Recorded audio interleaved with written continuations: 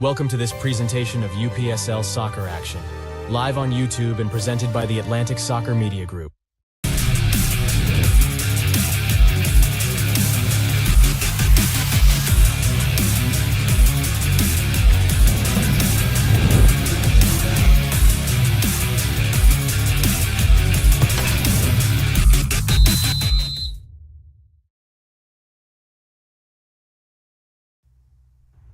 And welcome one and all to the Kansas City Current training grounds for this UPSL Women's National Finals third place match. It is Minnesota Blast taking on the KD Jaguars. Larry Weaver alongside Andre Bomar for this matchup. And Dre, we have a wonderful match coming up showcasing two wonderful teams from this UPSL women's division. These are the two teams that placed in the second place during the qualifying rounds. So second place of Group A taking on second place of Group B. Yeah, it's been a very entertaining tournament so far, and that has been the format. We had two groups of 4 teams each. And of course, these are the second place teams from each of those groups, Group A and Group B. Minnesota Blast, who I say, Larry, must have been in the group of death. They played evenly with Little Rock, who eventually won that group, and is going to play later on in the second part of the division for the championship trophy. But boy, what a close race it was. Very unfortunate for Minnesota to miss out by a thin margin. But here they are still attempting to play for a trophy and honors in this tournament. And a tough race it was indeed for the Minnesota Blast. Girls coming out of Shoreville, Minnesota. They started off the group stage on Friday, taking on Sparta FC with a 1-0 victory. They took on the Little Rock Rangers on Saturday morning, and it ended in a 1-1 draw. Took on the Steamers in the second half yesterday for a 2-0 victory, and that is how they get here from Minnesota. The Lady Jaguars from Katy, Texas, they started the rounds on Friday, taking on FC Florida to a 0-0 draw. Against the Albany Alley Cats Saturday morning, it was a 1-1 draw, and then their final match on Saturday afternoon, it was a 2-2 draw against the Texas Spurs. So KD Jaguars come in with 3 draws, and the Minnesota Blast come in with 2 wins and 1 draw. This is for the third place here in the national finals. Yeah, and Larry, I think that when you look at the two teams that are playing today, you got to have to think that Minnesota is going to be the favorite, judging from their performance so far in the tournament. But you can't discount the Lady Jaguars, who played very well. They're just in an evenly matched group that they were in. And so it should be a high energy game. A lot of attack-minded strategies have been on display by both of these teams. So it'll be interesting to see how that plays out today in this third place game. And the Lady Jaguars came in from the Texas South Division, 7 wins, 1 draw, 2 losses, scored 30 goals on the regular season, allowed 5. The Minnesota Blast, they came in from the Midwest North Division. They had a 9-win, 1 draw, no loss regular season, 40 goals scored, 0 goals allowed. Phenomenal performance by Minnesota. It's just amazing to see a performance like that. But we have to remember that all 8 of these teams that competed in this tournament were champions of their divisions across the nation. So you're seeing the very best of the UPSL women come here to play here in Kansas City. And, I think this is set the stage for a very good conclusion to a weekend of fun and competition here. You look at the games that were in the Group A, which was the Albany Alley Cats, the Texas Spurs, the Lady Jaguars, and FC Florida. Out of the 6 matches that were played in the group stage, 5 of those matches were draws. Yeah, I mean, you look at it, you said it earlier too, Lady Jaguars, all 3 of their games were draws, and here they are in the third place game. It just shows you how evenly matched that group was. And, even In the other group, Little Rock, of course, Minnesota playing very toughly, ended with the same record, but of course the goal difference being the tiebreaker there for Little Rock.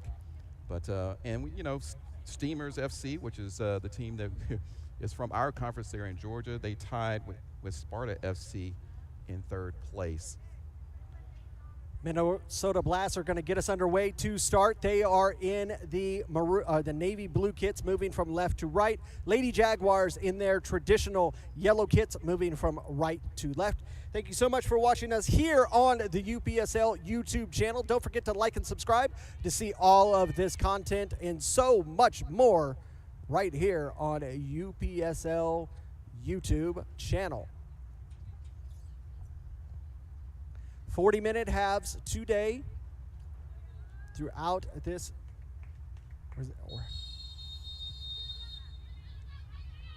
We had 40-minute halves during the group stages. We'll see if we're going to do 45 today. We'll give you a final update on that here in just a second. We're a little delayed due to the weather. We finally had some rain come through just about an hour ago, saturate that turf field here at this brand new facility here in Riverside, Missouri. It is going to be 45-minute halves here in the finals, and only one water break, as yesterday it was so warm we had 2 water breaks per half. Yeah, and added to that, each one of the teams played 2 games yesterday as well, so it was very tough on the girls. But they went through it, in a fantastic manner. As we see this ball come down the middle here, it's going to harmlessly go to the goalkeeper. Adriana Torres has it. We spoke to Adriana before the match, and to be honest with you, I'm very, very amazed that she's out there, as she dislocated her shoulder yesterday. The trainer popped it back in, and she said that this is probably going to be her swanton song, as she's 30 years old, and she said that this will probably be the end of her playing career. Yeah, and talking to her, there was no question that she wanted to play in this game regardless of the pain that she's going to have to play through today. It really shows a lot of character on her part. They were able to take on the Texas Spurs yesterday, come from behind. They took the lead early. Spurs getting goals and coming back. Ended in a 2-2 draw. Maya Insinia, the woman of the match.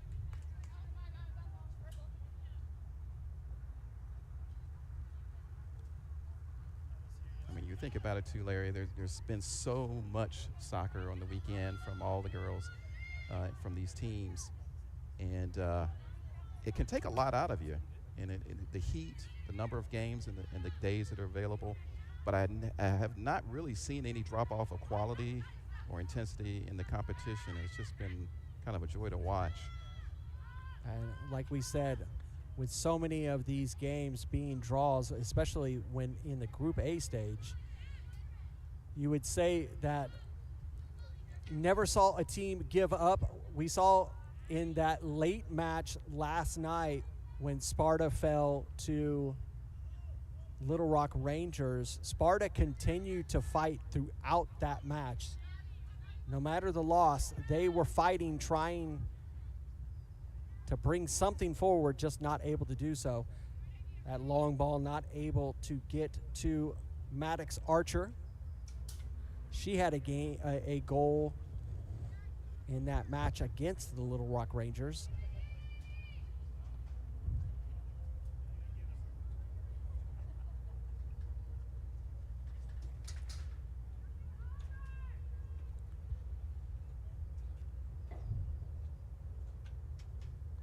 Be a throw for the Lady Jaguars.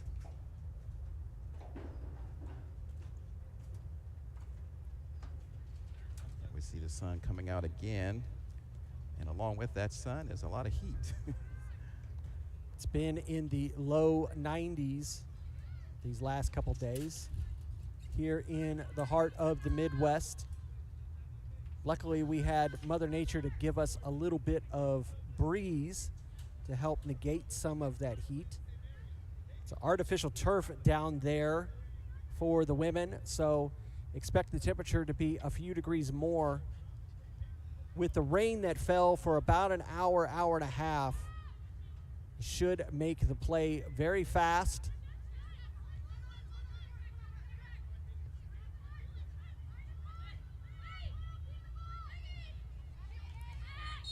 The foul is going to be called on Megan Prisbilly as she tripped up the Lady Jaguars. Yeah, I think the Blast there tried to split the defense there with a through pass, was not able to do so. But you see the intent already early on in this match from the Blast.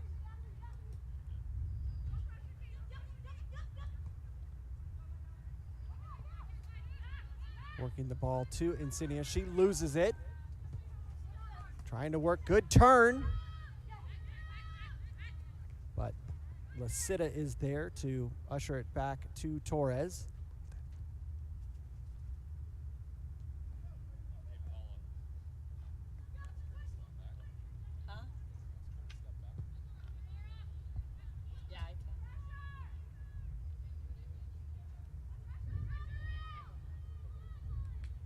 Yeah, I was waiting to see what type of style of play we'd see from both of these teams. I know that Minnesota looks like they're going to do sort of a soft press, try to force the action forward. Lady Jaguars trying to work their way up here. Work through center circle, go over to the far side. Negrete trying to get there, not able to.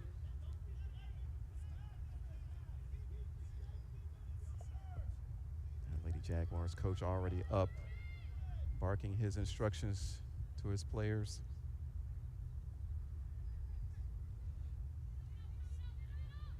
Alex Negrete came into this with a regular season goal tally of 11 goals. She had the most goals on note on the UPSL site. They have a couple matches that didn't have complete information, so that's going to be more of a draft than anything. Yeah. It is interesting, though, with the first ever national championship, there are going to be a few things that have to be kind of ironed out.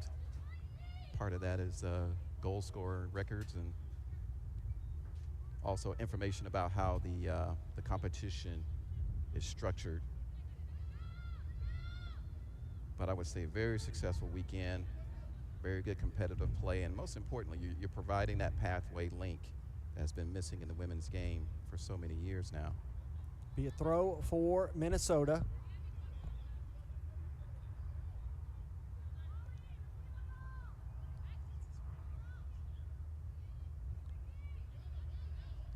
So far, Larry, the Lady Jaguars, they're holding on to possession here. Minnesota's kind of content to sit back and soak up pressure. And like you said, both of these teams, 3 matches through this weekend, very warm. So they've put a lot of effort out there on this pitch. So I would assume that they're going to be a little soft to start this, and in the second half, we're really going to get underway. Negrete trying to slide it across, not able to do so. Still has a chance straight up into the air. Not able to clear it on the second chance. Trying to work her way into the box and around. And that one is going to roll out, will be a corner. Knox was trying to get that ball towards him, not able to do so.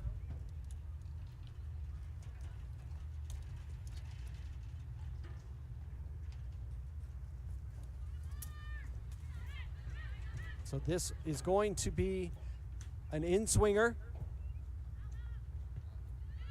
Cleared away by the Blast, all the way back to Lasita in center circle. She'll give it to Ortega. Ortega will go over to the far side, trying to get it to Negrete, just a little too strong. Out for a throw. Both of these two teams made their way down 35 Highway, one from the north, one from the south.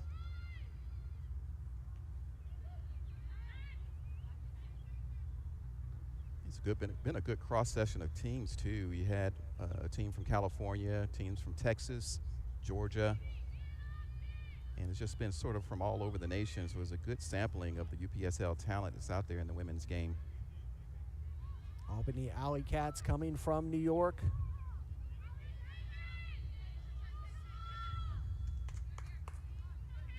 Sparta FC out of Redding, California. They had to make almost 1,800 miles. Good little battle there. That one will bounce off of Garcia. It'll go out, Gonzalez, and it will be a throw for the Blast.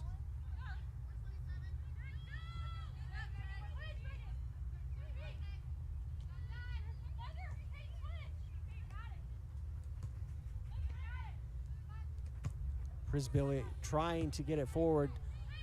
Loses her fitting with that wet turf.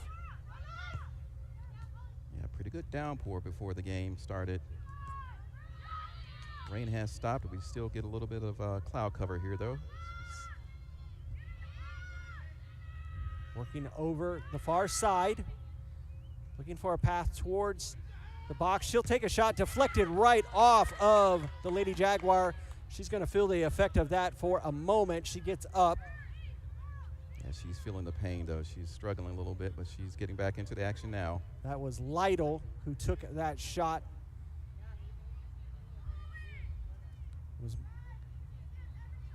Want to make sure that no concussions or anything like that. We do have one player that we're hearing that is going to be in the second match that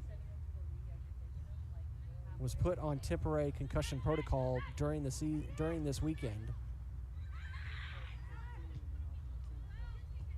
She's okay. Just more cautionary than anything.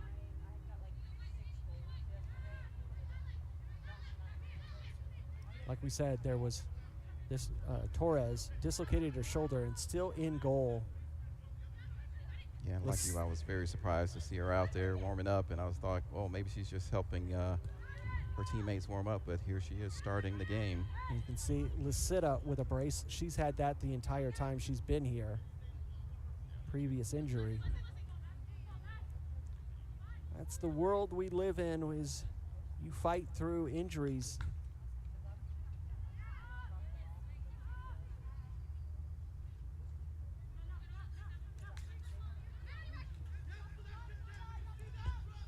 Long ball trying to sneak it through Central.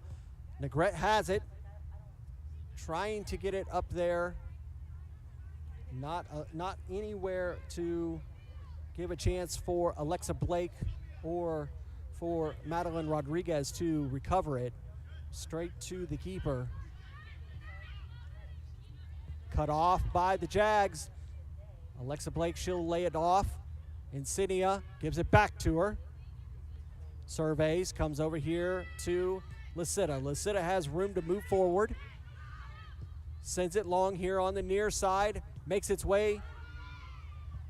And cleared the bounce just a little too much for the touch of number 14, Knox.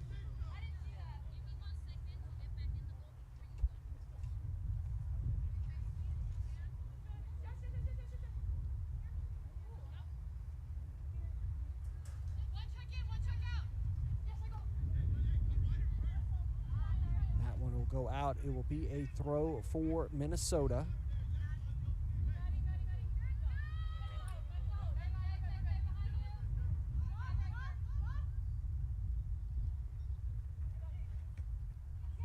Foot there from the Jags. A little high, but not a foul from Gonzalez. Looking to make the turn. Goes back to Torres. Torres will immediately clear it out.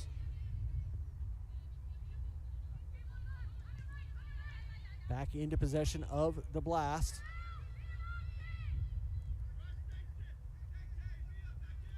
Neither team so far with a firm control of the possession. Both having opportunities, nothing truly on goal so far. One corner for the Jaguars.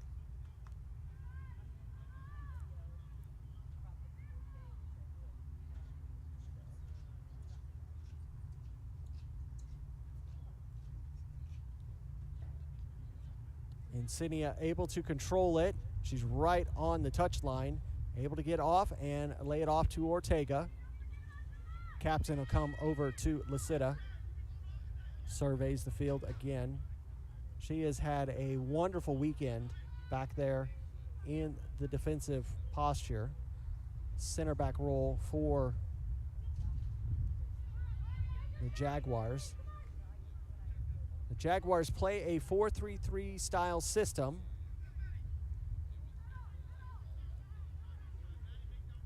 But they allow players like Negrete to kind of float between the sides.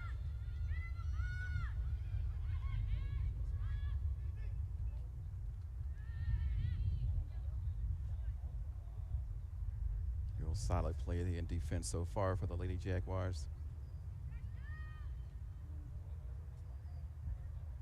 So far, looking for a way through. I think there's, like you said, there's been a lot of action in the middle of the field so far. I think both teams waiting to see if they can pierce the respective defenses. 15 minutes have gone by. We're still 0-0 between the Lady Jaguars and the Minnesota Blast.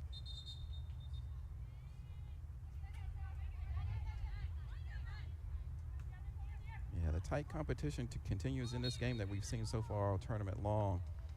Just shows you, all these champions who are playing in this game are very evenly matched. That foul was called for a high elbow on the Jaguars. It's a half chance there. Nice shot without too much power on it, unfortunately for her.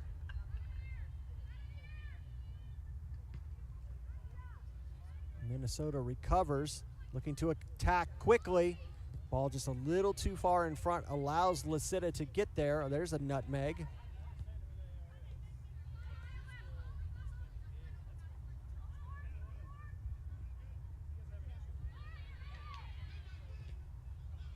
A hard little tackle there. Ortega will release the pressure, but that one will go out. It'll be a throw.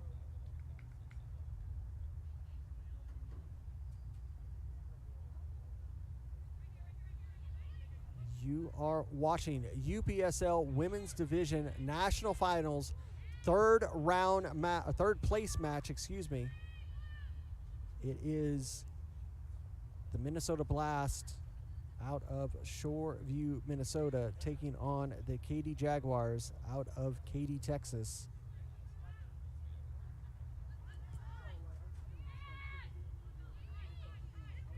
As the women's national finals are wrapping up today, the men's national finals are still underway. The round of 16 is finishing up this week.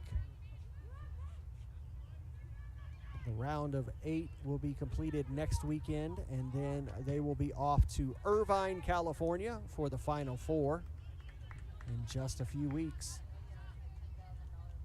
You can catch all of those matches live here on the UPSL YouTube channel.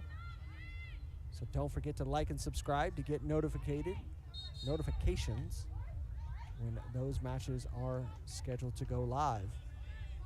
That call's going to go against the Lady Jaguars. A little push in the back.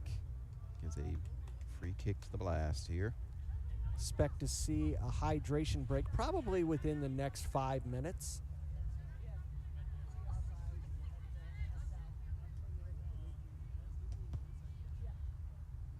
Sent forward, headed, but controlled by Gonzalez. She will clear it. Got a little bit of a flick from Holland Neff, number 27. Now in possession of the Blast, working over here on the near side.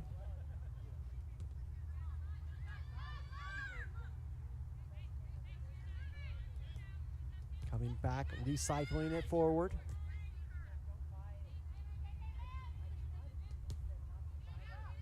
Licita has room to move in that midfield. Goes over to the far side.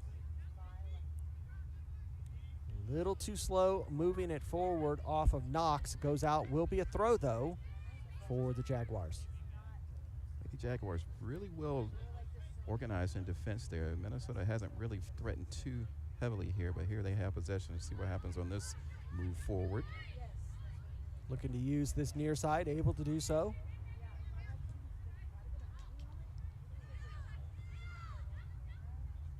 Prisbilla trying to thread that one through, not going to be able to do so.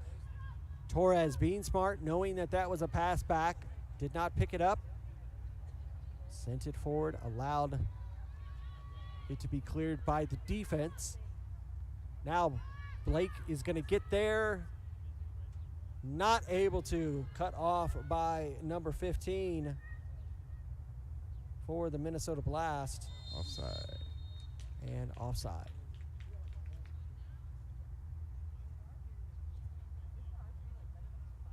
So at this point, it's really chess-like between the two teams. They seem to be a little bit of caution going forward, as they're patiently trying to pass back and forth and look for their way through midfield and into the attacking third, of going both ways. It's a real tactical masterclass here. Shot, and that one comes out of nothing. What did I say about a slow passing game? And again, it's Maya Insignia with the goal for the Lady Jaguars. Talk about a goal out of nowhere, Larry. After all that talk, I just finished talking about how they were looking for a chess-like way to get through. A long-range shot blasts its way in for the first score. And it comes from the set piece. You see this long ball coming forward. Maya receives it on the touchback, and she just laces it through. Nothing over the keeper. It's 1-0, Lady Jaguars. Perfectly placed over the goalkeeper there. Nothing she could do. And Lady Jaguars with first blood here.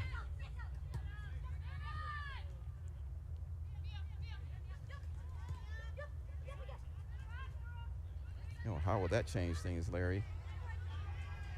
Now you would think that the cat and mouse chess game is going to be done. Could open up the game a little bit more. We'll have to wait and see. What will the Blast do?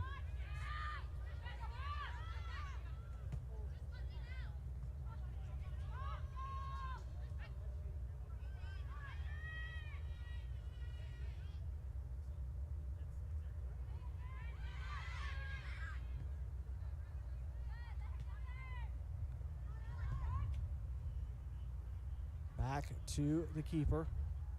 And honestly, there was nothing that Lauren McAlpin could do in goal, as that one is just lobbed over her head.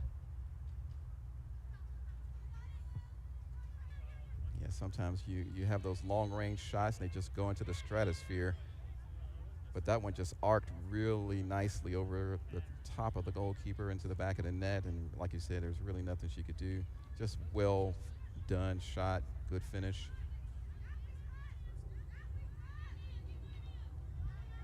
Coming over here to the near side.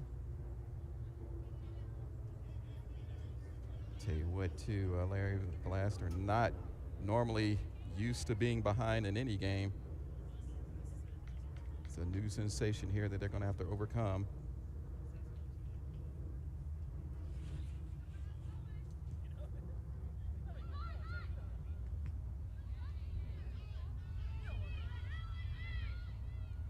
Like we said at the beginning of this match, Minnesota Blast won 2 games, drew the third.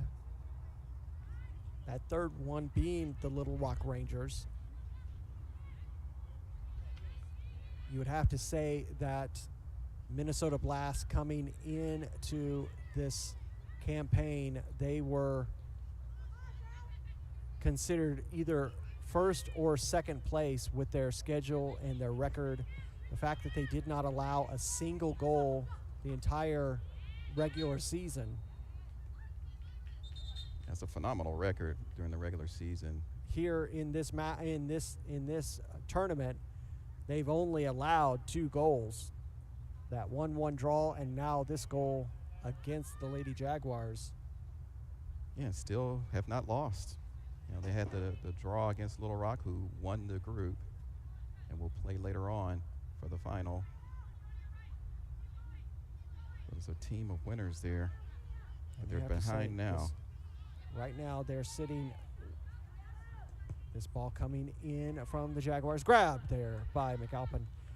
As it stands right now for the season for the Minnesota Blast, they have 44 goals scored and have conceded 2. That is still just a phenomenal, phenomenal record. Now, they're looking to pounce. Can they find something before we go to halftime? Over on the far side, trying to get around Torres. Torres slides, misses, but cleared by her defense. Torres deciding to come out early to try to close down that angle and almost got stranded there. Be a throw in for the Blast right at the Jaguars staff and seating.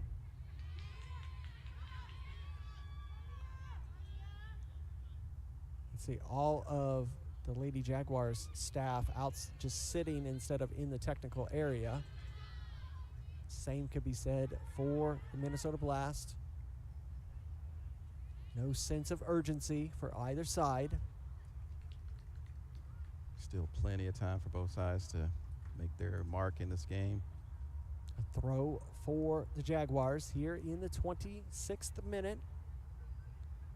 Expect that hydration break to come any moment.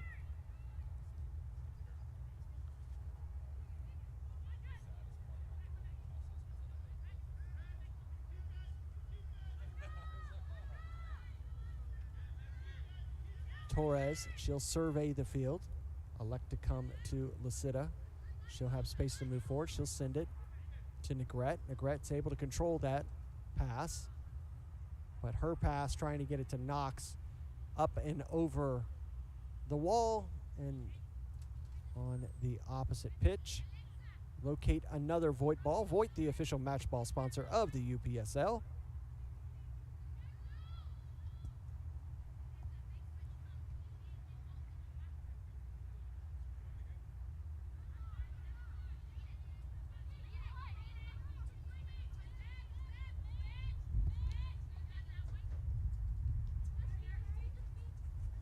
That one just a little too strong. It'll go out for a throw for the Lady Jaguars.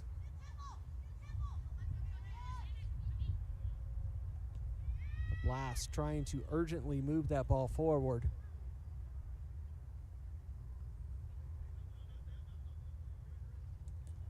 Oh. Able to nick that one off of Torres. But she's offsides. Stuck there. Did a really good job there as that pass came from the goalkeeper rather slowly and got her toe on it and got possession back, but unfortunately for her, she was standing in an offside position for the follow-up pass.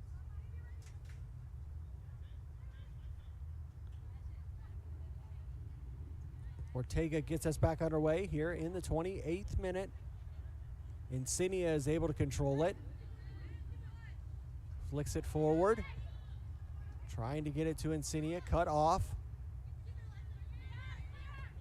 Gonzalez gets it here on the near side.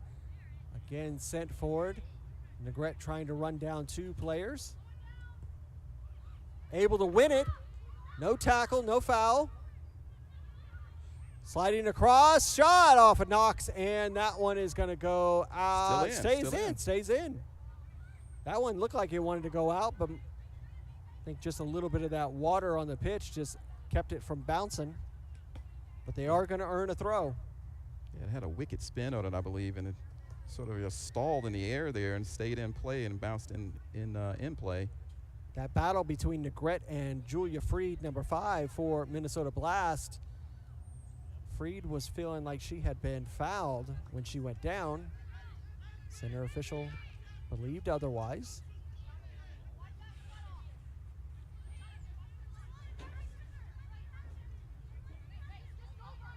Thrown in from Gonzalez. That one stuck underneath the feet of both players. Able to release it, but it goes right to the Jaguars. And they'll go all the way back to Torres, slow the game down. as we are rolling in the 30th minute. Lucida will go back to her captain. Over to the far side with Blake. Blake loses it. Immediately wanting to counterattack, not able to do so. Torres having to get rid of that one. Gets a little bit of a bump for her troubles from Maddie Archer.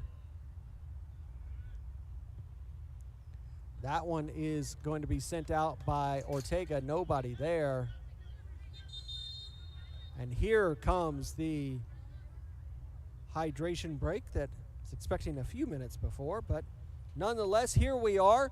We are in the third place match here at the Kansas City Currents training grounds in Riverside, Missouri. UPSL Women's National Finals. Katy Jaguars 1, Minnesota Blast 0. Larry Weber and Andre Bomar bringing you all of the action throughout this weekend. Thank you so much for watching.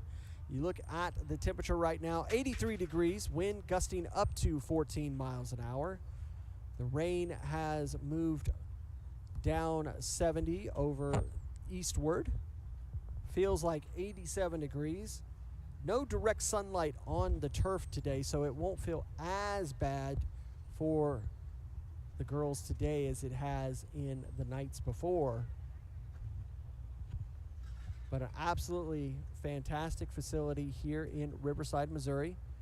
This is a part of the renovation plan happening here, revitalization in Riverside, Missouri.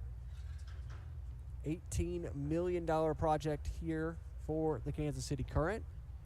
There is a brand new amphitheater that's being built just off to the north over there. You can see the crane in the distance.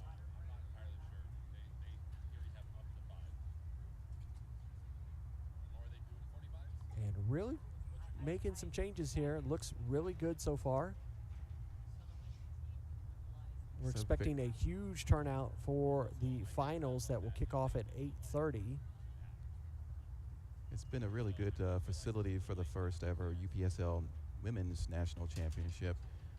Centrally located, of course, in the country geographically. We have teams, of course, coming from all over the country, as we mentioned earlier. So it's a good first inaugural event here at the Kansas City Current facility. The staff here has been fantastic to us and helped us put on a successful tournament. You see a sub is made, number 27, Holland Neff coming off. Remember, each team can have up to 9 substitutions per match.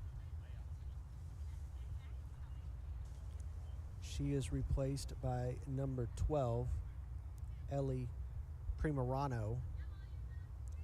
She was a huge factor in that Little Rock match.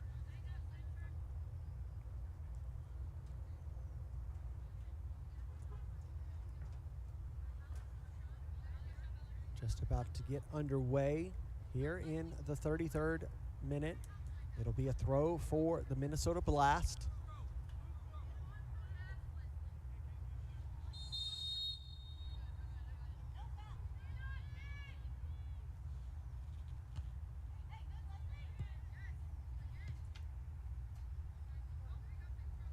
This one will go to the Jaguars. Gonzalez will come up.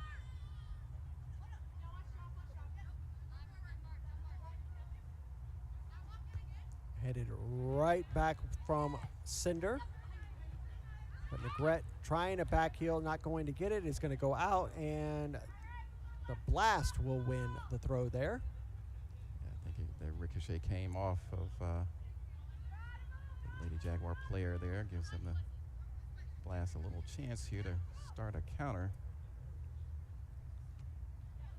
We'll see if the Blast can put something on the board to equalize before we go to halftime, as we have just about 11 minutes to go, plus any stoppage time.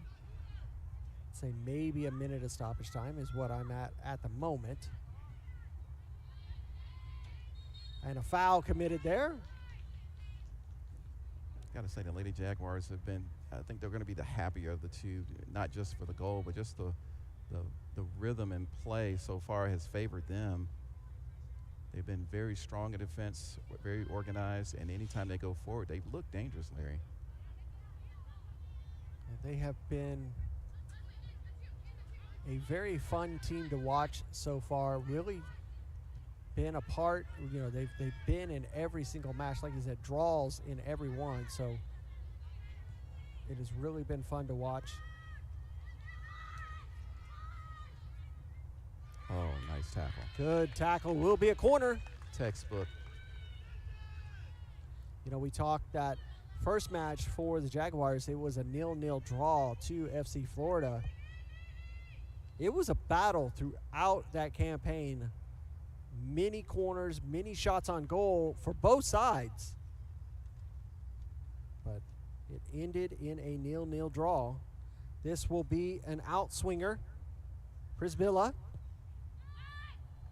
Cleared away by the Jaguars. Lifted back forward. Torres able to get a hand on it, drops it, but she's able to get it on the second attempt. It fell nicely there for her without any blast player close enough to do any damage. Alexa trying to get there. That one will be seen out for a goal kick. Looks like we had a blast player down for just a moment here. We're going to go back to the other side. She's back up. Looks like she's gingerly walking. She's got a little bit of a limp. Referee's there to check on her. That's Maddie Archer, number 36. Looks like she might want to come off. Headed towards the sideline. I don't see an indication of what the problem is, but no trainer came on. yeah, she was down for a moment, and then she just got up, and I think her day may be over. They do have a player now up, warming up the Blast do. And that one is deflected off of the Blast player out for a throw. That's one of those, Dre, where it looks like she almost took herself out. Yeah, and she got up. She was down for a moment, and Torres was over there. She was checking on her as well, the goalkeeper for Lady Jaguars. Lasida's pass is cut off by the Blast. Here's a nice tackle from the Lady Jaguars, number 15. Madeline Rodriguez with that tackle. Gonzalez gets just enough of it, but I believe she's probably going to get called for a handball. Jaguars challenging every move forward by the Blast, really harassing every possession, and they've been successful so far to really keep them at bay and to start their own counterattacks that in one instance gave them a goal. It's just interesting to see not a sense of urgency from the Minnesota Blast, down a woman, not looking to fill that that space. Here comes into the box, headed right into the arms of Torres. I don't know that if they might be looking for the player to come back on. See if she can give it a go. Yeah, I don't know what the circumstances are. She still stood up on the bench there, but it did have a substitute warming up, so my guess is that they're going to replace her. She got some water and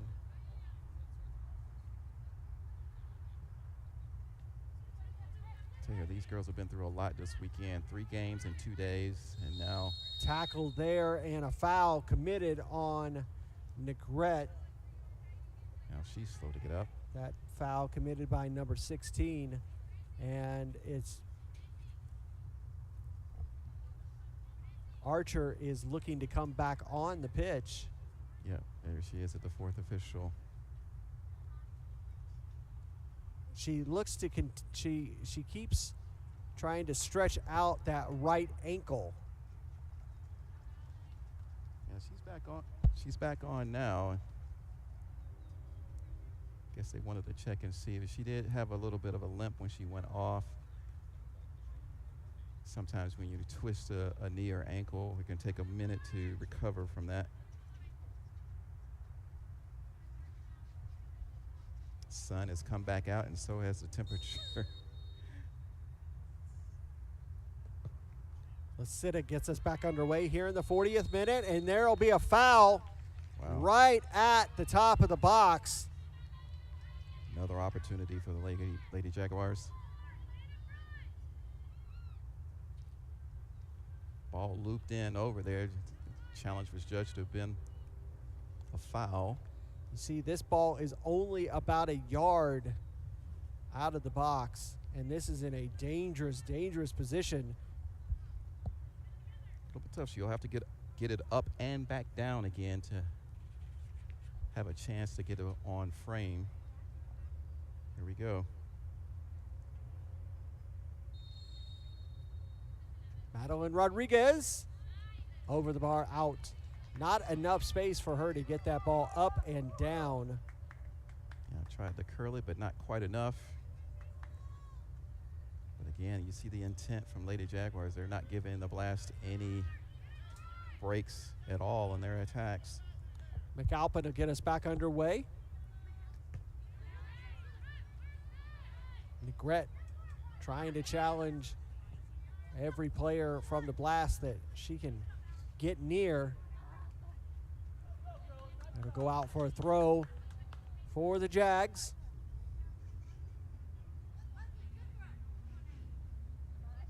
Gonzalez will come up, wipe off that Voigt ball. That one in a dangerous position in the midfield. Knox. She'll go over to the far side for the on runner. Lifted forward, trying to get it to Blake. Blake just a step behind it, headed straight down.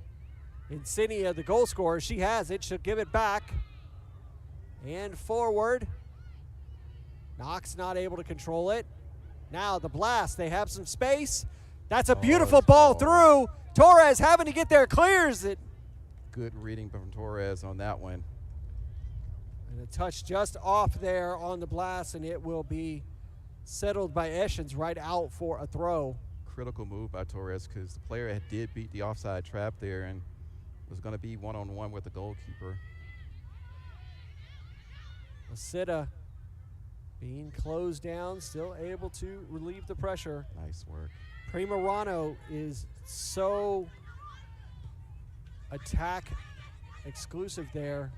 Number 12, since she's come on and we watched her in the previous matches, when she's on the pitch, that is her number one focus, is on that attack.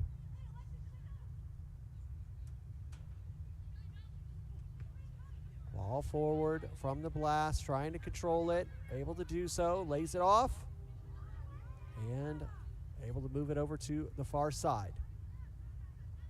That pass cut off by the Jags. Over to the far side. Knox is not going to be able to control that, and it will be a throw for the Blast. Yeah, Jaguars doing a really good job of closing down and pressing hard. They're forcing the Blast to make mistakes in the midfield, giving up possession. And more importantly, is keeping the Blast away from the attacking zone. Throw for the Jags. We are in the 44th minute. We'll see how many minutes of stoppage time we will receive.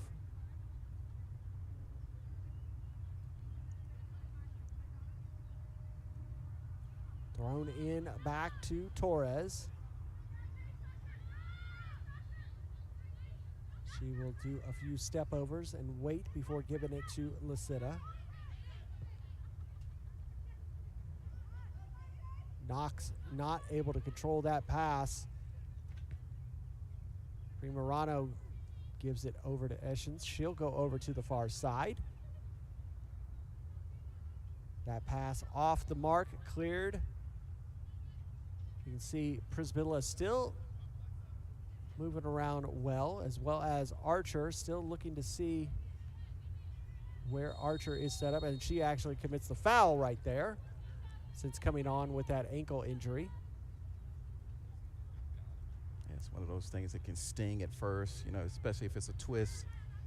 But sometimes you can work those things out. She's moving pretty well now. Back to Torres.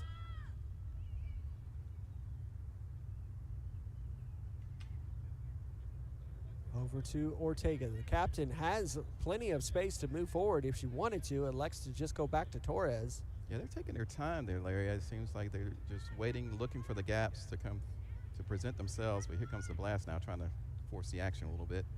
That one deflects off of the blast. Knox is going to get the foul. Just on the outside of the center circle. 1 minute of stoppage time is what our center official is notating. 1 minute of stoppage time. Ortega will get us back underway. She'll come over here to the near side. Nicorette gets around the first defender, jumps over the second, and she will commit the foul. Yeah, a little bit of frustration there. She wanted to thread her way through. Blast did a good job of keeping her out. Can the Blast find the equalizer before we go to half? Lays it off. Prisbilla on the run in. Makes it around the defender. Tries to take the shot. Deflected off of Ortega. That pass off the mark. Out for a throw. And that will be halftime here at the Kansas City Currents training grounds. We will go into halftime with the score being Lady Jaguars 1, Minnesota Blast 0. We'll see if the Minnesota Blast have an option at halftime, have a discussion, see if they can get back into it. We'll step away for a few moments, get a beverage, and you get a chance to get a beverage and a snack. Come back. We'll give you the second 45 here in Kansas City Currents. It is KD Jaguars 1, Minnesota Blast 0.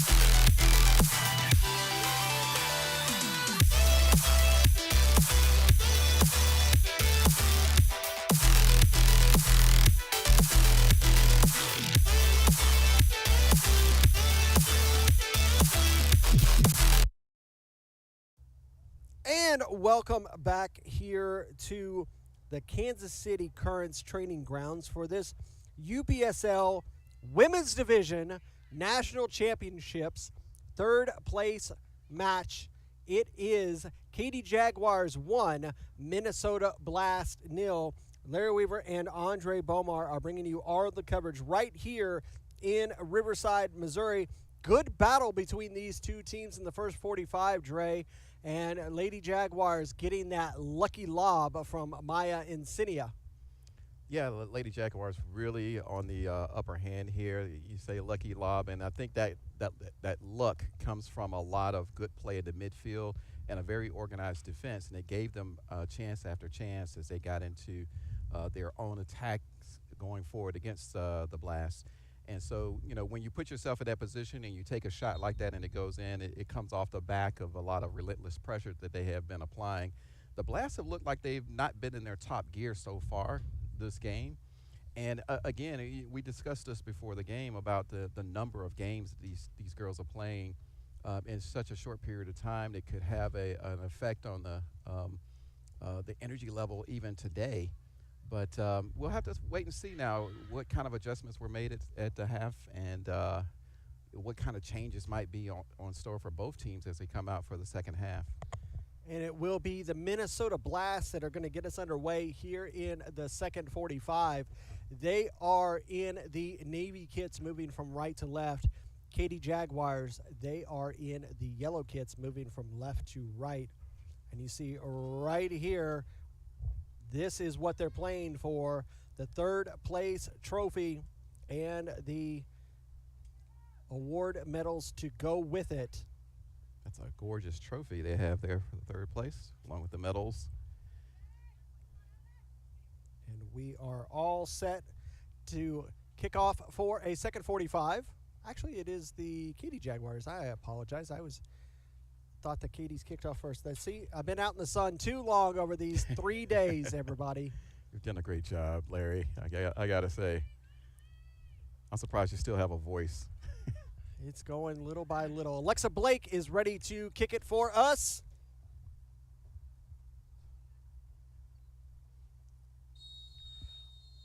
Underway in the second half of Katy Jaguars and the Minnesota Blast. Minnesota Blast with the moniker Not Your Ordinary Soccer Club.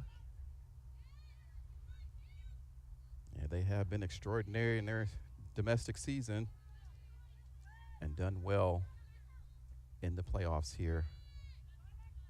Trying to get it to Alexa Blake, cut off. That is a substitution that was made at halftime for the Minnesota Blast. Number 38, Ruthie Gazaya coming on.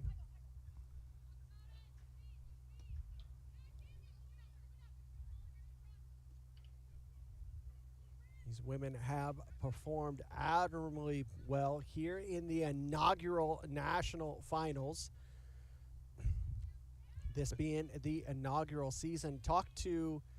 When we were talking to Adriana Torres before the match, she had stated that this is the Katy Jaguars inaugural season, and they have already performed so well, sitting here in the third place match in the lead, can walk away with that trophy. And if she's able to end this match, I could say that she will probably say, job well done, career well done, as she ends it on the highest note here in the UPSL. And this league is only going to grow. We've been talking about it all weekend, Dre, about how we have already got more than double the amount of teams that are committing for the 2026 season. Yeah, no, even in Georgia, the Streamers came out of Georgia as the champions. They did not qualify for the third place game or the final, but in that division, you're going to more than double coming in the spring 2026 season with teams coming in, including Georgia Revolution and UMAFC down there in LaGrange, Georgia. So each of these, the teams are growing, the teams are coming in, and it's amazing. So it's great to see the advancement going on here. Each one of these teams, like I said in the first half, are champions already of their divisions. And so the success is already there for them. It's just going a little bit extra now, trying to go onto the national scene. And, of course, the most important thing is being seen, and there's a chance for scholarships. There's a pro league here in the United States for the women. And, it becomes a source of talent. So you're seeing the future stars right here before your eyes. Especially at this training ground right here, home of the Kansas City Current in the NWSL. The beautiful game is growing and growing here in America. Exactly. And, we joke about, the rosters. Of course, we as broadcasters want to feature these players, and that's why we really like it when they do provide us with information on the players, because when the coaches of these pro teams watch these games, they're going to ask questions about these players. And it's nice to be able to give them that information. So that's a very important part of this coverage that we do for the UPSL. Someone that is probably watching these games with intent is this Kansas City Current squad. They're currently in first place in the NWSL League. Boy, that looked like a foul throw there. They always try to get away with one.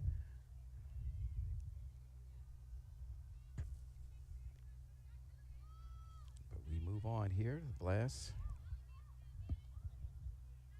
A little bit more energy so far in these first few minutes from the Blast. Passes are a little bit more crisp, running a little bit more. That will be, I believe, a foul on the Lady Jaguar. He was given an indication for a throw, I believe. It will be a throw. Excuse me. The ball went out on that far side. I couldn't tell if it was a foul or if it went out. Gonzalez got us back underway. And it goes over to the next field there. Have to get another Voigt ball. Really good to see Voigt come on board here as a sponsor for the UPSL. They provide a lot of the professional gear, particularly balls for Liga Mexico, and now the UPSL here in the United States. Boy, played a little bit slow with that ball in her own penalty area. Got out of it. That one nicked off and out. It'll be a throw for the Blast. Blast putting on the pressure on the Katy Jaguars right now. Good turn, Prisbilla. Into the box, Primorano. Backside, save! Wow. What a save from Torres. And she just took a shot in that arm. She had, and that's affecting her. Remember, she dislocated that shoulder just yesterday. And she's walking off. I think she may, she's in terrible pain there. That had to be like lightning going through her arm. Yeah, the cross came through there low, across the face of goal. The shot came back across her from her left to her right. She got down quickly and was able to grab the ball before it went into the back of the net. She's going to stay on. What an effort there from Torres. Center official is having a conversation with the individual, and it was as she went down. We'll take a look here at the replay real quick while they do this. It's when the ball comes into the box, when Primorano slides it across, and it's this, she grabs it, and there's a second little hit at the ball from number 20. Yeah, I don't think there was any malice in that. You're a player that's attacking. You want to go for the ball no matter what. Yeah, Jessica Eschen, the ball was not completely secure in Torres's hands, so she took another kick at it, and that one just sent, I'm sure, shockwaves through Torres' system. She looks to be okay now. She's a tough girl. I mean, to take that off and the shoulder injury she had yesterday, I'll probably be in a ball in the corner with that type of injury. Just able to keep it in.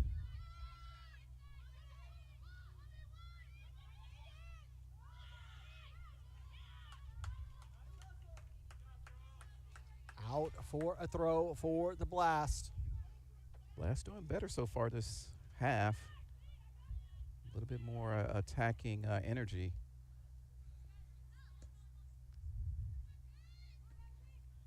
Probably got a good talking to by the coaching staff.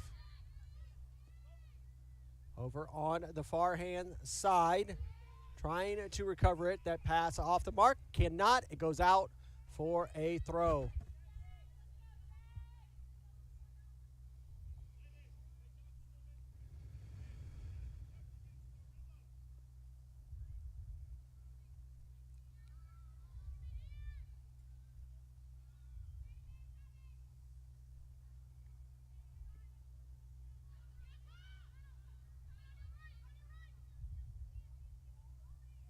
Now, Minnesota Blast working it forward. Primorano into the box, bouncing through twice, gets to the far side, and it is lifted up and over the facility by Maddox Archer, and it will be a goal kick for the Lady Jaguars here in the 55th minute. Yeah, that was a real chance for Minnesota. The ball came across real nicely. It was a little bit behind the first attacker there, but she got her foot on it. But the other player coming into the penalty area could not get to the ball, or get anything on the ball to get it towards the target. That goal in the first half coming from number 30, Maya Insignia of the Lady Jaguars. There'll be a foul committed by the Jaguars right there. Number 23, Megan Prisbilla, is over the ball.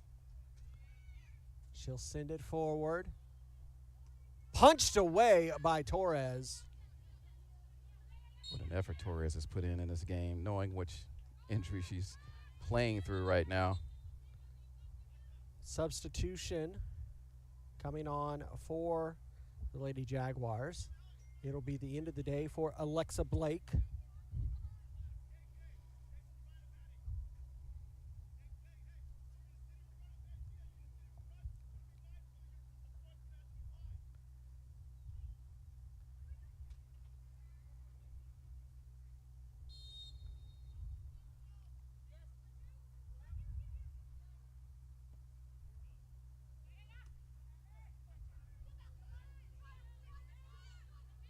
Negrete trying to work her way through the defense.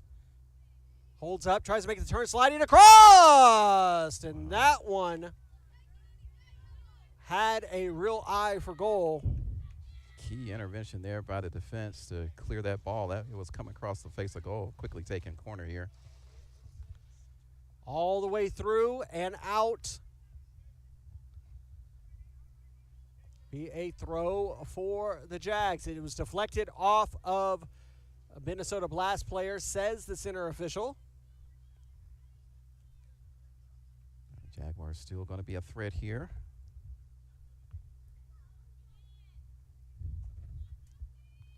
Thrown in, cleared by Gayasa, excuse me.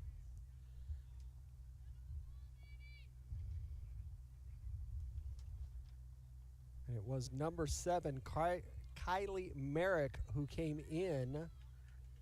Carly Merrick, let me spit it out. Carly Merrick, who came in for Alexa Blake.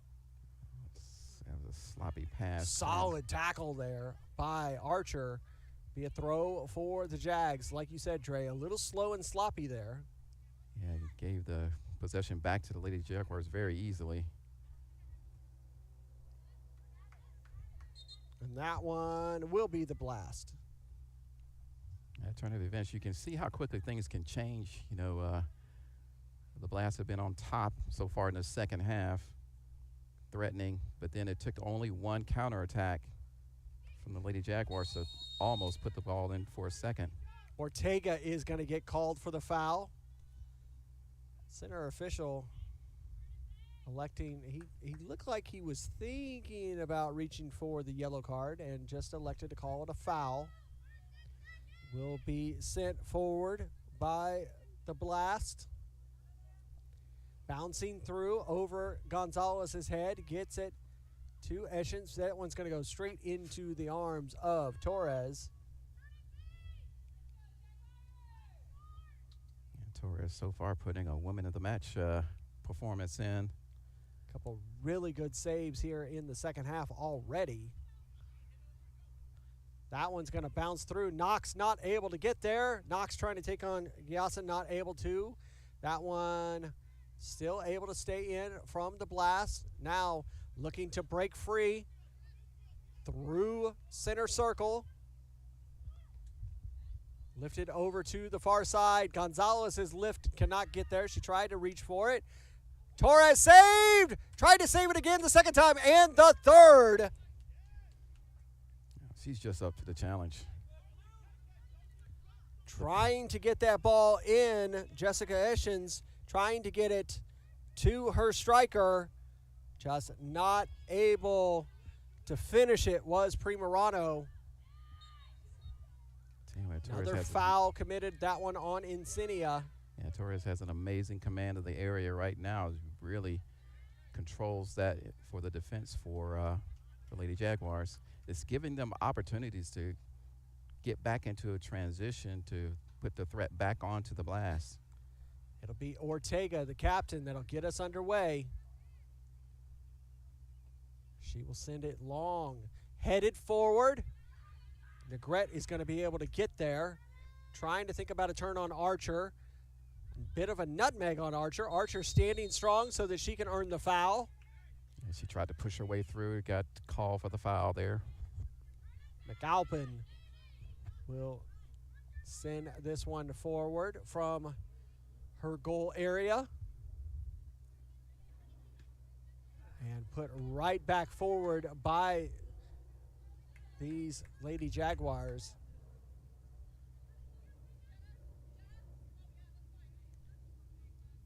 These Katy Jaguars are putting in a sensational match here for this third place finish. Very impressed throughout this entire weekend watching their performance here.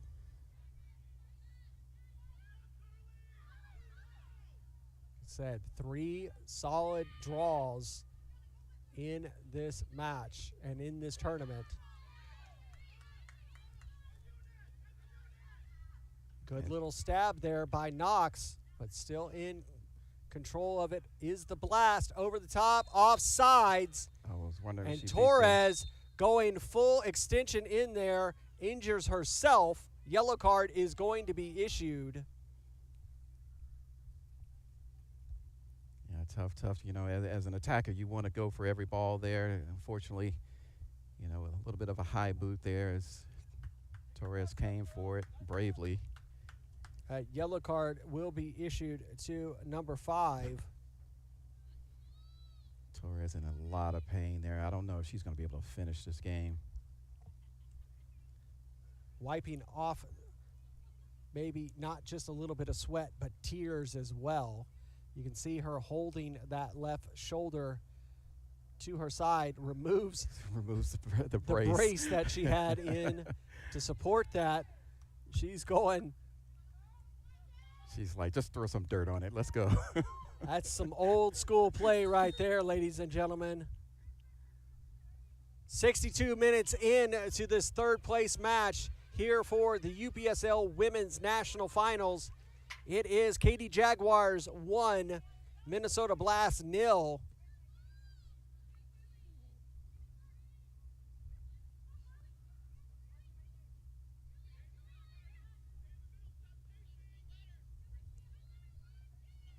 Offsides.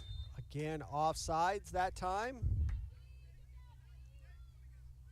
Yeah, when Lady Jaguars doing just enough. And here comes a substitution for the Lady Jaguars. And it was to be the end of the day for number 29, Caitlin Harless.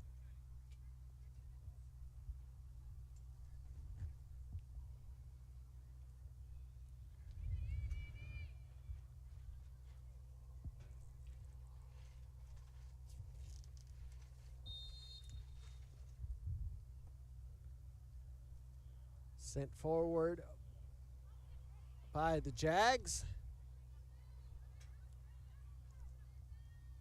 Back to defense. Lasita will go back to Torres. And she will send it over to the far side to Gonzalez. She's able to settle it.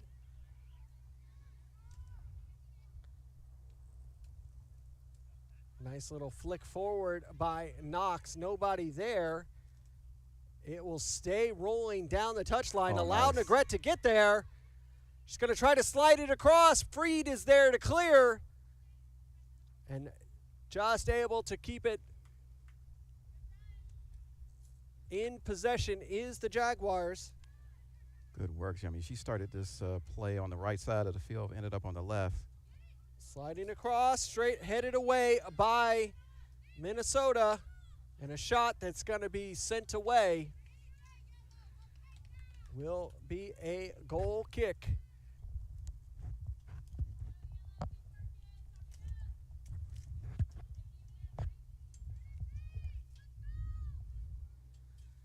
McAlpin will get us back underway here in the 65th minute.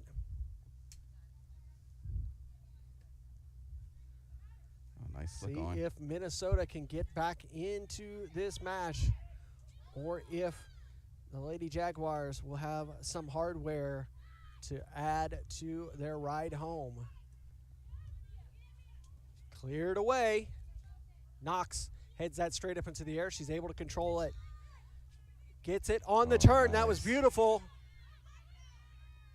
Not the best pass, trying to get it to a teammate. Gonna be fouled.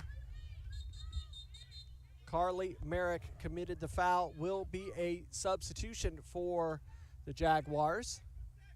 And it will be the end of the day for number 15, Madeline Rodriguez. Again, if you're just joining us, each of these teams can make up to 9 substitutions in these matches. We are playing 2 45-minute halves here in this third place final, as we played only 40-minute halves during the qualifying rounds, with just so many matches that had to be played, 3 matches for each team. Foul committed on the Jags. And yesterday with the heat, we had 2 hydration breaks per half. We're only going to have 1 today. Yeah, and with this inaugural championship, you know, it's logistically it became necessary to play the entire tournament on the weekend. But I think in subsequent competitions, they'll change the format a little bit, stretch it out. It may include, since there'll be a lot more teams too, the regional playoffs will probably stretch a little bit further. Be somewhat similar to the way that the men's tournament is structured now. Exactly. I said the men's round of 16 is currently going on.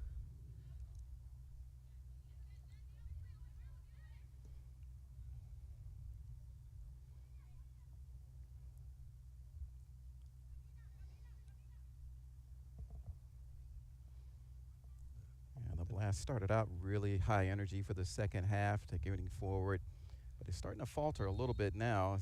Here comes another substitution for the Lady Jaguars.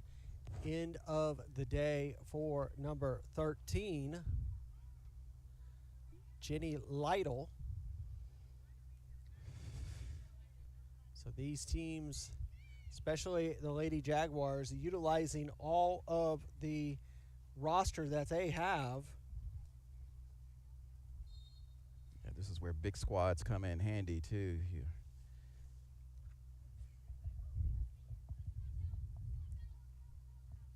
And it's good to have those many substitution spots as well. Gives you an opportunity to keep fresh legs on the field despite the amount of play that these girls have had to endure the past 3 days. Nice back heel pass there. Cleared away by the newly entered Lady Jaguar.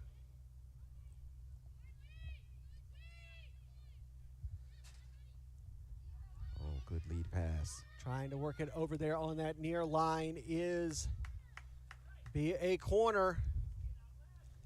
Tried to work it over there to Eschens again.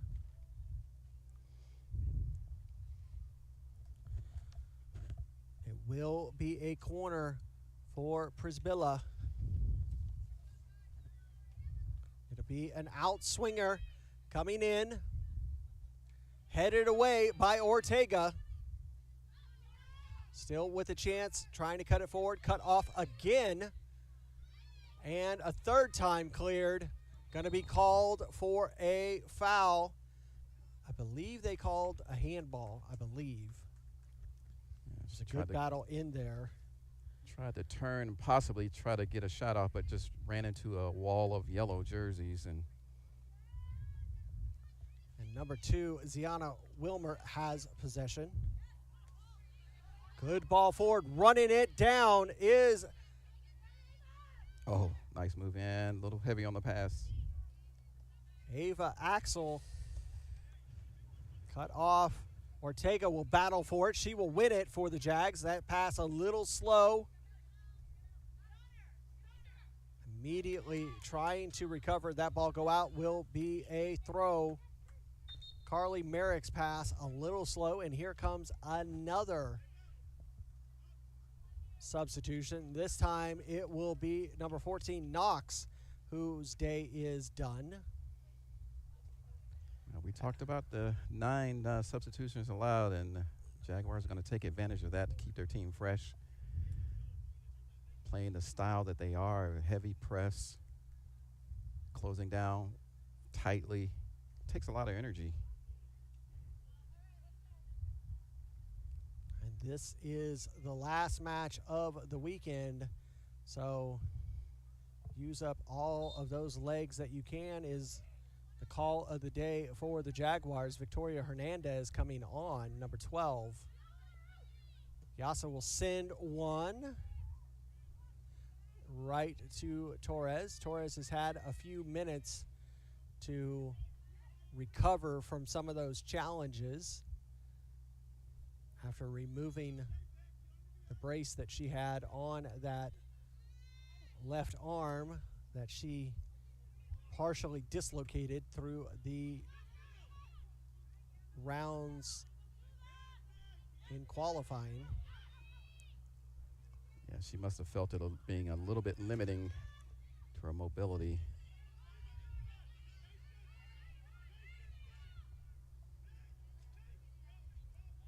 That ball go out. It'll be a throw for the Jaguars. Here in the 71st minute, the tension on the Minnesota Blast side starting to increase as they only have 19 minutes plus stoppage time to find the equalizer. Yeah, time could become a factor, Larry, as it goes on, because the Jaguars are looking very competent. Like I said, they being well organized in defense, it's going to take a lot to break them down. And we had been told before the match from the UPSL staff that if we do go to end of regulation with a draw, that it would go straight to penalties. No extra time would be played.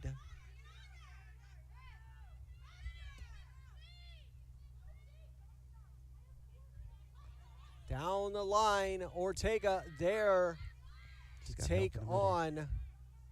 And a good tackle there. Second tackle. Wilmer is going to get called for that tackle. A little too spry in that one on number 12. Referee's going to have a little word there. There was a kind of a clumsy and reckless challenge. Didn't get anywhere near the ball. Primerano with the foul being committed on her. This one is about 10 yards off of the corner. Two-woman wall. Torres grabs it. And that's one of the issues, Dre. You come in with those fresh legs, yes, but you're not at the same speed and the same tempo as the rest of the squad that is on the pitch.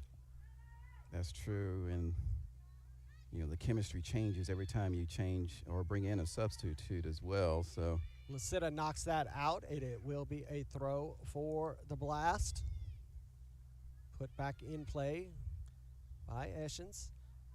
She makes the turn, but not able to have any space. It rolls out. It'll be a throw. Gonzalez will give it over to Ortega to take.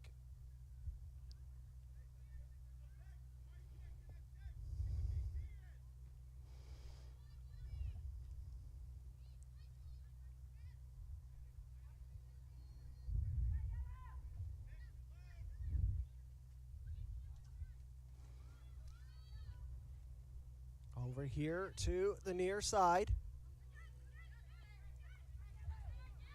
And that one is knocked out. It'll be a throw. Archer having words with the center official.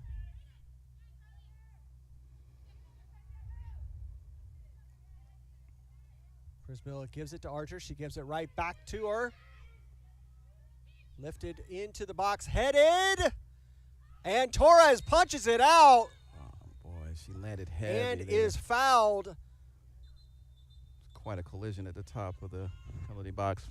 And that is another. Torres upset there. I think she's having a few words with the attacker. Primerano with that one. She's going to get a yellow for her troubles.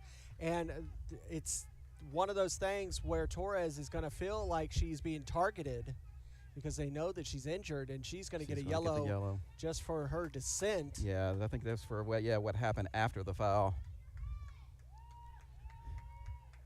She is a fired up goalkeeper out there. She is playing not only with her heart, but she is, and it'll be a hydration break here for the second half. I think that's the perfect time to cool everybody down. Yeah, including us. We'll take a look at that injury right there in that yellow card for both girls. You can see as it's bouncing through, Torres punches it away, and Primerano just tries to basically go straight for her. She's lucky that if someone would feel that that was a little bit more egregious, that could have been a straight red. Yeah, I've seen reds given for that. Give an opportunity for these teams. And the center official having a conversation with the coach of Minnesota Blast. They feel like there's a few fouls that were not called their way, as all teams do. You always feel like there was one or two that could have went my way, shoulda, coulda, shoulda, woulda. But that is this beautiful game that we love so much. Is there's going to be opportunities where maybe a call wasn't 100, or maybe a play wasn't 100, but that's what this is. You battle for 90 minutes.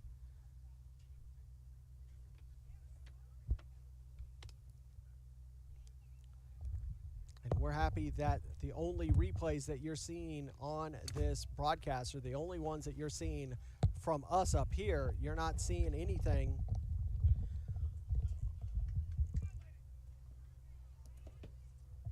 over there on the fourth official and the center official. They're not looking at anything.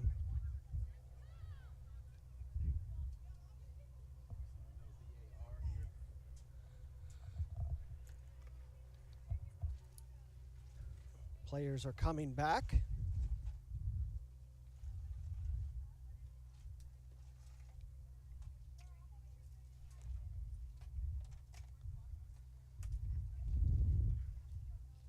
Temperature currently as it stands here in Riverside, Missouri, 86 degrees, feels like 92. It's definitely a humid afternoon. Hope everybody is enjoying watching this match. You're probably sitting in a wonderfully air-conditioned facility, a car, whatever. We hope you're enjoying this day. We are braving the elements. I'm sure the teams are enjoying the sprinkler system over on the other pitches, cooling themselves down there on the benches. Back underway here in the 78th minute. The Minnesota Blast trying to come back from a 1-0 lead by the Katy Jaguars. Ortega able to send that forward to Wilmer. She's going to release it, allow Exel to run on back to McAlpin. She will clear it.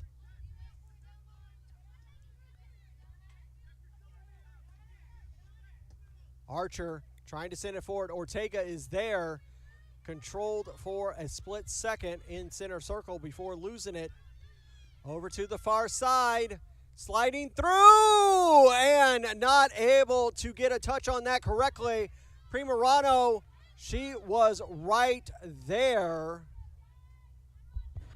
Great opportunity for the Blast. Couldn't get it on frame, though. And that was probably the best opportunity for the Blast so far in these 79 minutes. And all that took was a redirect, no power, just put a foot on it, and that could have been the equalizer. Axel is going to try to run this down. She's able to. Sliding across. Freed is there. It's bouncing through. And that shot from number 7, Carly Merrick, is not on the mark at all. Out for a goal kick for Lauren McAlpin. A little bit end-to-end action now, Larry. Starting to heat up a little bit.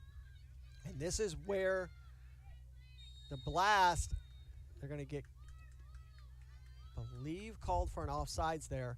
And this is the part, Dre, where if the Blast continue to extend themselves, they lead themselves over for the counterattack and possibly the second goal for the Jaguars, and they can send this one home.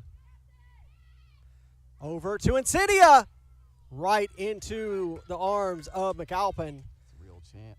Insidia has really been the lifeline of this Katy Jaguars team these last few days. We have a substitution for Minnesota Blast, quickly done. It'll be the end of the day for number 23, Megan Prisbilla. She will be replaced by number 10, Emily Johnson, coming on. Insidia, Maya Insidia has it. She will just clear it out. It'll go straight to the 4th official. It'll be a throw for the Blast.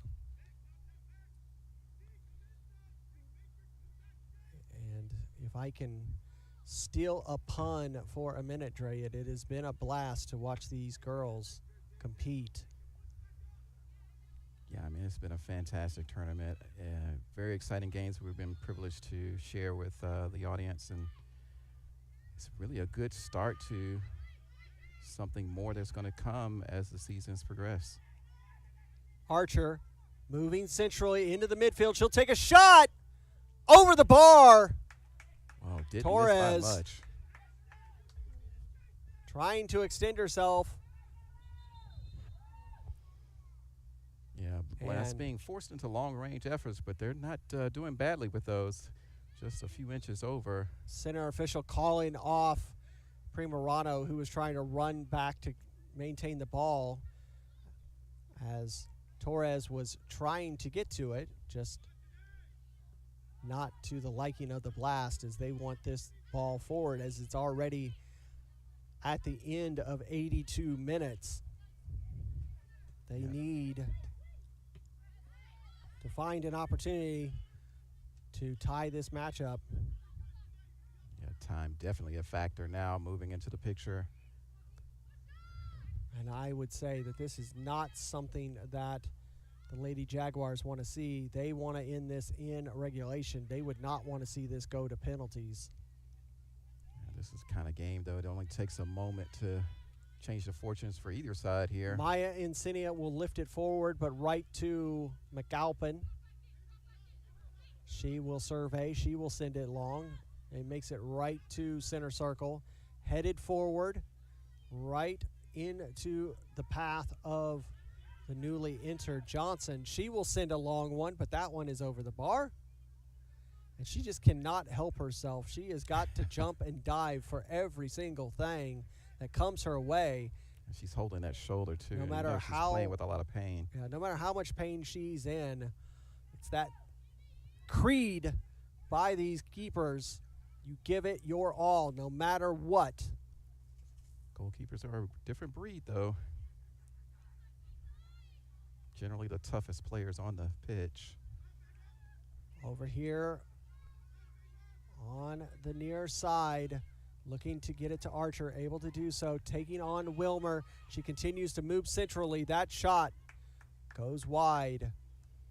Archer is continuing to look for space in the midfield so that she can release it. She's looking to hit it low, as you can see that that Torres is struggling. She wants to see if she can test her low. She's only got about 6 minutes of an opportunity to do so, as the time is ticking away. Axel is going to control that. Looks to make the turn. is removed from the ball. Tackle almost gets it back and sent back forward. Freed had got it to Archer, but Wilmer assisting to get that forward. Insignia and Axel. Good turn. Goes back to Wilmer. And this is all that Lady Jaguars need to do. Keep this ball in the Minnesota Blast half. Just move the ball around. Do not allow Blast to attack. That'll be a foul by Gonzalez. A little slow and clumsy with that challenge. And center official is going to have her come back as that was foul on Jessica Eschens. Yeah, a little careless coming through the back like that. He's going to earn that yellow card. But the Jaguars are doing a really good job of holding that possession, letting the seconds tick off the clock, which is the most important thing for them now. But they also don't want to leave themselves loose in the back as they go forward and try to hold that possession further upfield. And this is only about 12 or so yards from midline. Gyasi sends it forward, headed straight up into the air. Bouncing around, and Torres clears. Wow, excellent play by Torres. Good challenge there by Gonzalez. Gyasi is going to get there and cleared by, and she hit that so hard her shin guard blew out, but she got it right back. Gyasi doing good, and since coming in for the defense of the Minnesota Blast, that one will be headed out. It'll be a throw here as we roll into the 87th minute. That goal coming in the first half by Maya Insignia. That's how we get to 1-0. One of the goals of the tournament so far, as a matter of fact. There will be another corner for the Minnesota Blast. It will be Emily Johnson that is going to take the corner. It's going to be an out swinger. Past the box, went out. Ooh. That has to be considered a wasted attempt. Yeah, that's Got a real waste, because at this time of the game you want to put that ball into a place where it gives you an opportunity to do something with it, but when you kick it out, just hit with a little too much on it. Cleared out by Lasita. Over here to the near side. Archer again taking on Wilmer. Wilmer tracking back, wins it back off of Archer. Archer is gonna get called for that challenge. I think the referee was waiting to see if he could play advantage there, but it didn't materialize, so he's calling it back. As Archer took Wilmer off her feet as she released that ball. Yeah, I think a little bit of that's going to be frustration at losing possession like that when you have an opportunity to go forward and threaten. He said this is a team, this Minnesota Blast, they have not lost a match this entire inaugural women's season. They're in a place where they've not been. Yeah, they never trailed a game all season. And then there was the Katy Jaguars. That one deflected off of Gonzalez, will be a throw. Boy, it's a lazy throw in there. We're in the 89th minute. How many minutes of stoppage time will the fourth official show us? We've had the hydration break, but I really don't think we've had very many other stoppages. A couple of injuries. A few little things for Torres is Yeah. my hat and everything that I can do, I give kudos to Adriana Torres. She is the woman of this match for the third place contest. She has gutted out a performance.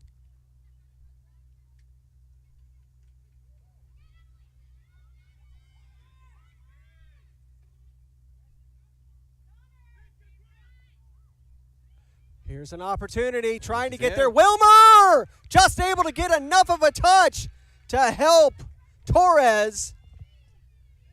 Looked like she was going to get around the defender there. She got to partially around her, but was not able to get anything on the ball for the shot. And that ball came to Jessica Esches right in the middle of the box. And if it wasn't for the hard work by Wilmer, that could have been the equalizer.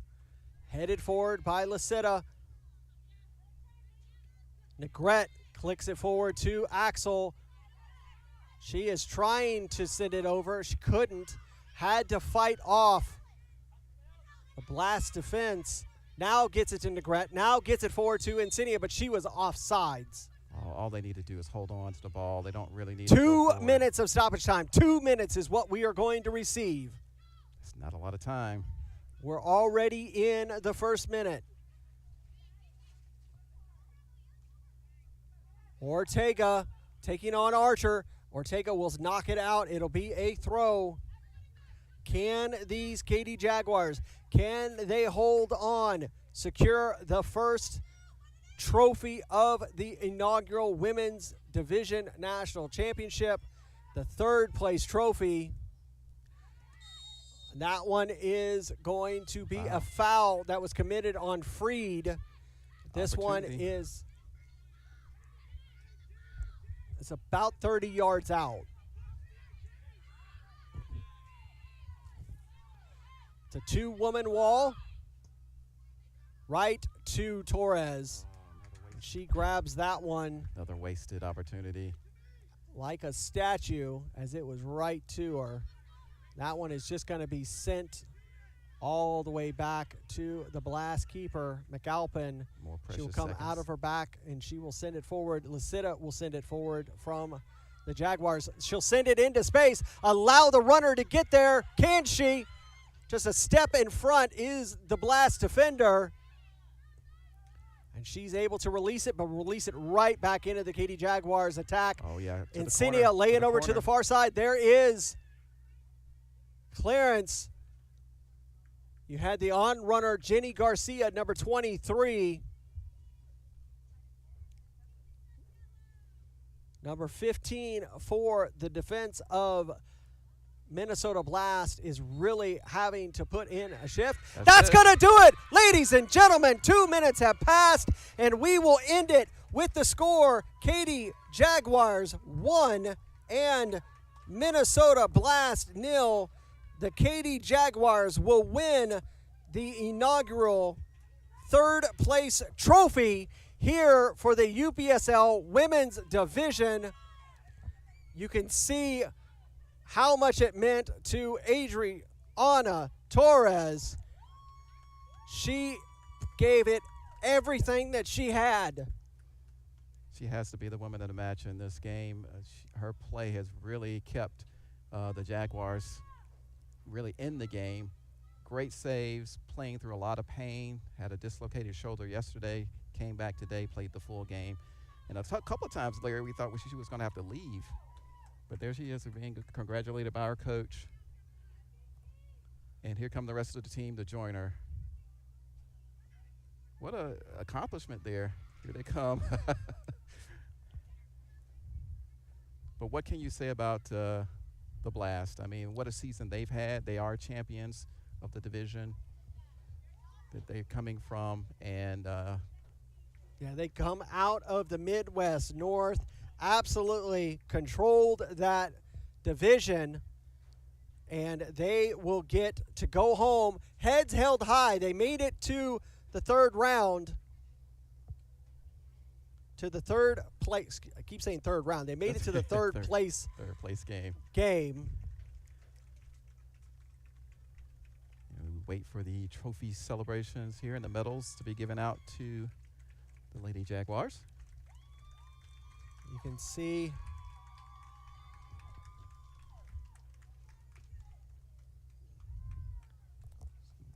absolute hysteria from the fans of the Katy Jaguars.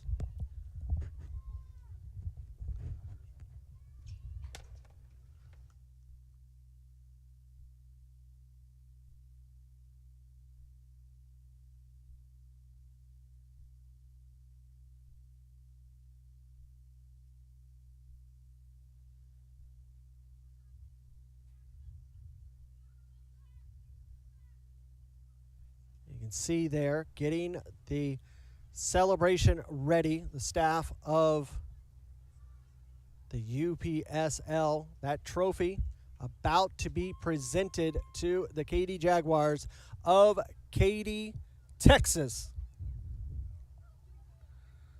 The stars are bright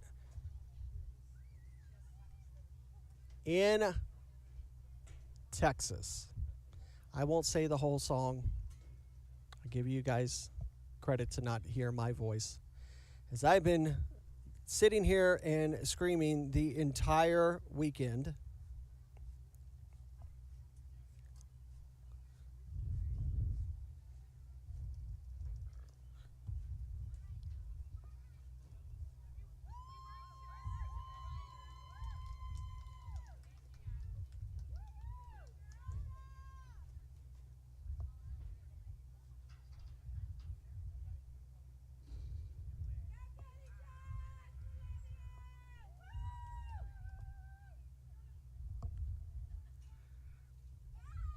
Everyone lining up, getting ready to receive their trophies, their medals, and that third place cup.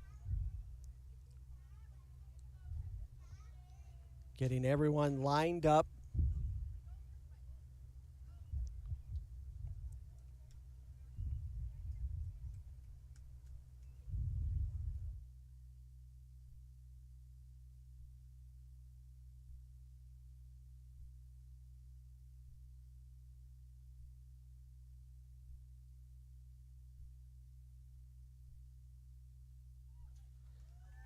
See the Captain Ortega getting her first medal.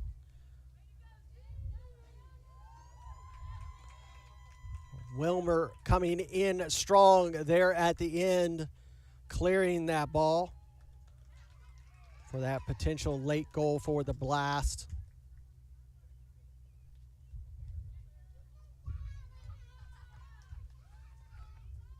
Ava Axel putting in a massive shift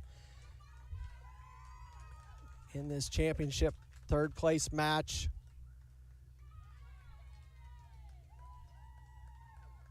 Hayden Lasita, injury and all, she was a rock star back there in defense. Number 9, Yesenia Ayala, and the star striker, Alex Negrete, Victoria Hernandez,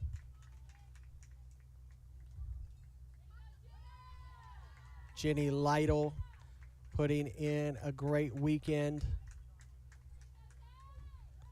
First time I will try to say it, Shantitius Knox. I tried as long as I could to not butcher your name. Madeline Rodriguez, Yesley Gonzalez,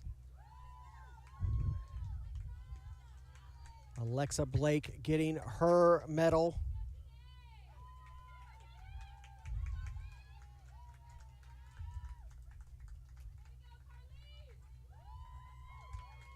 Jenny Garcia with hers.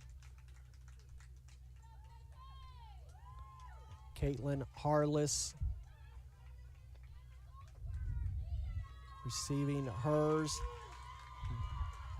Maya Insignia, one of the huge goal scorers, scored the winning goal today in this third place match. But the women of the hour, it is Adriana Torres.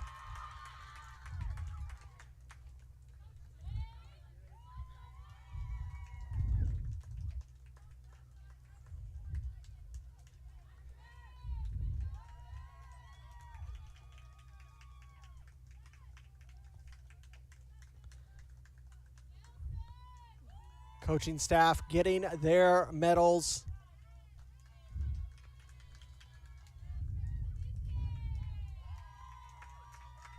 Fantastic work by this Katy, Texas crew.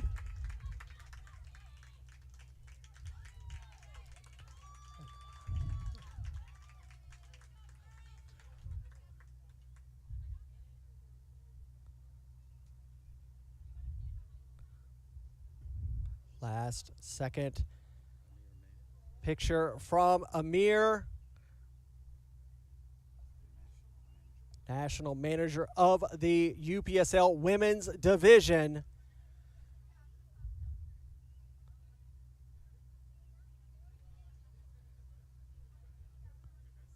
And this is what it's all about, ladies and gentlemen.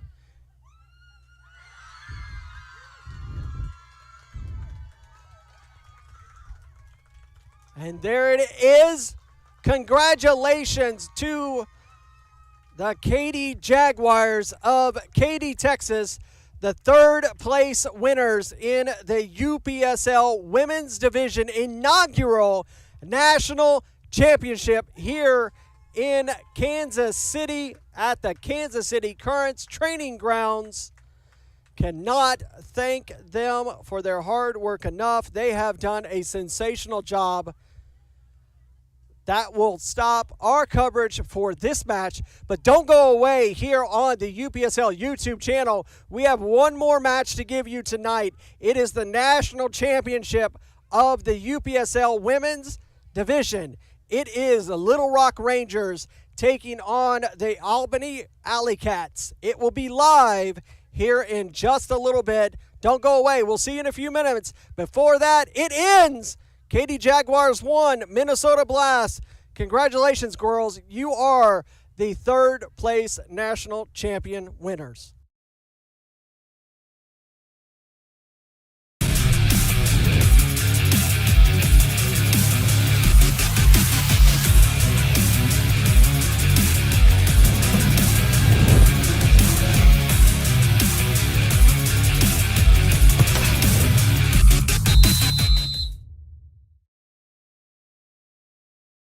This has been a presentation of the UPSL. Any use of this broadcast without the written consent of the Atlantic Soccer Media Group is prohibited.